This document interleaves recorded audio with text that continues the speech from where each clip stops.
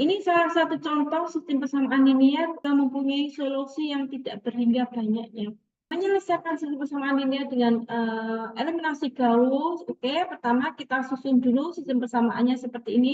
Dalam setiap persamaan itu susunan X1, X2, X3, X4, X5 sampai X6 harus urut. Harus urut. Ya, kalau dimulai dari X1 maka X1 semua dari X yang paling kecil. X1, X2, X3, di sini tidak ada X4, tidak masalah.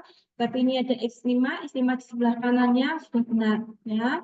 Kalau kalian menemui sistem persamaan linear yang tidak kalian selesaikan dengan eliminasi Gauss, susunan ini harus rapi dulu. Ya, X1 itu di kolom pertama, X2, dan seterusnya. Kalau sudah, kita bentuk matriksnya, ya. Jadi sistem persamaan ini kita ubah dalam bentuk matriks. Ini matriks koefisien. Matriks koefisien itu apa? Matriks yang isinya itu koefisien-koefisien dari variabel X1, X2, X3, dan seterusnya. Nah, urut kolom pertama X1, ini koefisien X1, koefisien X2, koefisien X3, X4, X5, dan X6. Ini pada baris yang pertama. Nah, di baris yang pertama ini X1-nya koefisiennya 1, X2-nya 3, berarti ini 3, X3-nya min 2, berarti ini min 2, X4-nya tidak ada, berarti 0. X5-nya ada, koefisiennya 2, berarti di sini 2, karena ini sampai X6, X6-nya ini tidak ada, maka 0. Ini untuk baris yang pertama. Baris yang kedua, ya ini lengkap ya. X1-nya 2, X2-nya 6, X3-nya koefisiennya min 5, ini koefisiennya min 2, ini plus 4, ini min 3. Nah, ini lengkap. Ini yang baris yang kedua ya. Koefisien untuk variabel X1 sampai X6. Nah, ini untuk baris yang keempat, dan ini untuk baris yang kelima. Jadi harus rapi posisinya. Kemudian ini adalah variabel yang kita cari, dan ini konstanta yang sebelah kanan. Dalam eliminasi Gauss, pertama kita buat matriks koefisien yang diperluas. Diperluas dengan apa? Diperluas dengan matriks konstanta yang di sebelah kanan sama dengan.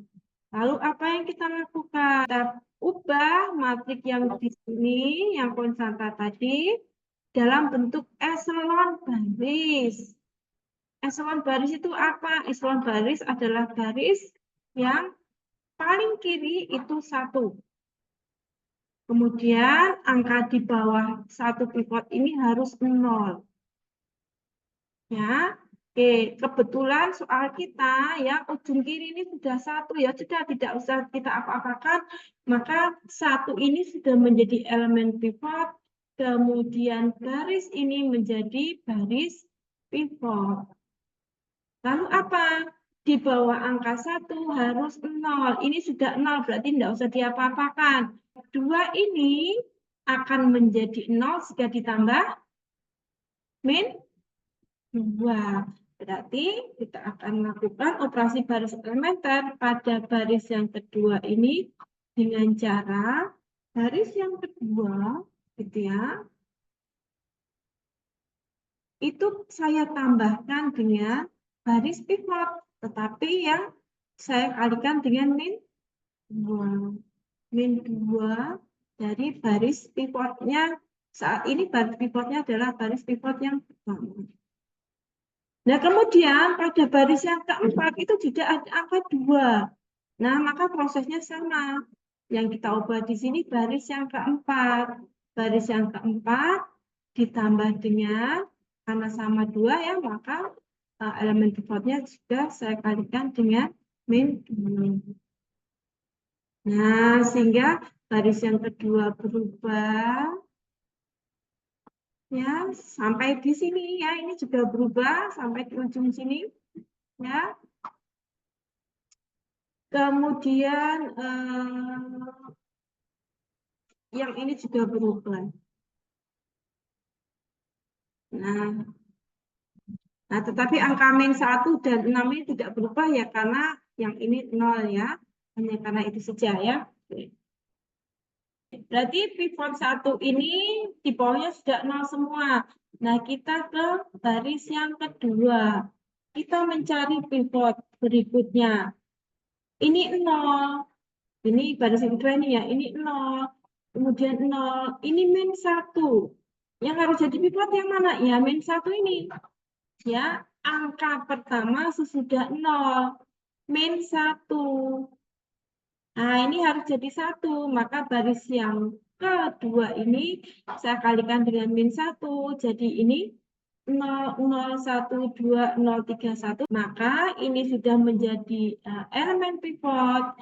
Dan baris yang kedua menjadi baris pivot. Perhatikan, baris pivotnya ganti ke baris yang kedua.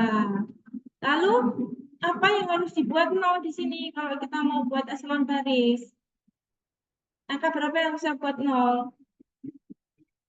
Angka 5 dan angka 4.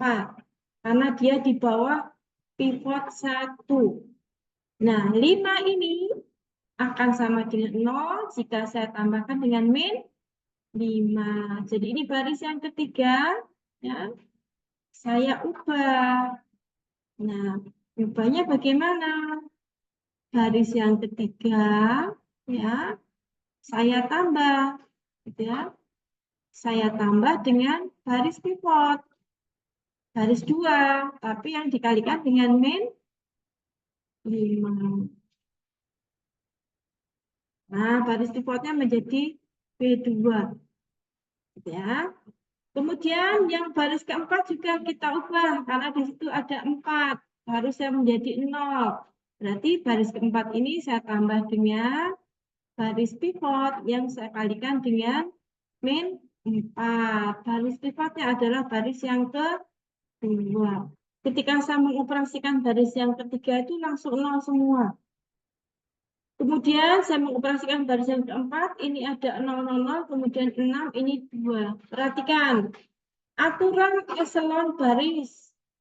Kalau kita menemukan satu baris 0 semua, kita pindah ke paling bawah. Sekarang giliran baris 3 jadi pivot. Angka pertama sesudah 0, itu harus 1. Ini ada 6. Berarti baris ini saya kalikan dengan 1/6. Jadi ini 1/6 jadi 1. Ini 2 dikalikan 1/6 jadi 1/3. Sudah selesai. Ini sudah bentuk eselon baris. Mana yang variabel bebas, mana yang tidak bebas. Yang ada satu pivotnya itu tidak bebas. Ini tadi X1 tidak bebas. Ini X3 tidak bebas, ada satu pivot. Ini X6 juga tidak bebas. Jadi yang bebas mana? Nah, yang bebas X2. Kemudian X4. Nah, X4 ya, ini X2, ini X3, ini X4. Nah, X4 ini juga 0. Nah, berarti ini bebas. Kemudian X5 di sini tidak ada satu pivot, dia juga bebas. Ini bebas, ini bebas, ini bebas. X2, X4, dan X5 itu bebas, kita beri nama bebas. Ya, X2 saya beri nama R, X4 saya beri nama S, X5 saya beri nama T. Nah, ini ada satu pivot, X6-nya tidak bebas. Kita gunakan persamaan di sini. X6 sama dengan 1/3. Ya. Kemudian ini ada satu pivot di sini untuk X3, maka X3 saya cari dengan baris yang kedua ini. X3 ditambah 2X4 ditambah 3X6 sama dengan 1. Ya, kita tinggal masukkan saja ya. Oke. Dan seterusnya ya. Maka kita peroleh ini. Ini bentuk eliminasi Gauss. Nah, ini contoh untuk SPL yang solusinya tidak beringat banyaknya, karena kita mempunyai angka-angka bebas di sini. RST itu kita boleh isi sembarang, ya, berapa saja.